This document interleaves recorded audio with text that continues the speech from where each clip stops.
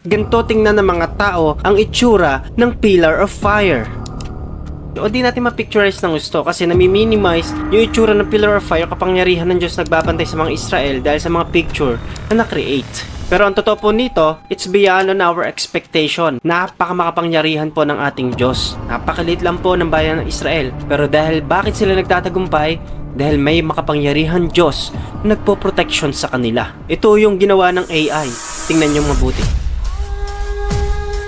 Diba? Nakakamangha. Sobrang tindi po ng kapangyarihan ng Panginoon.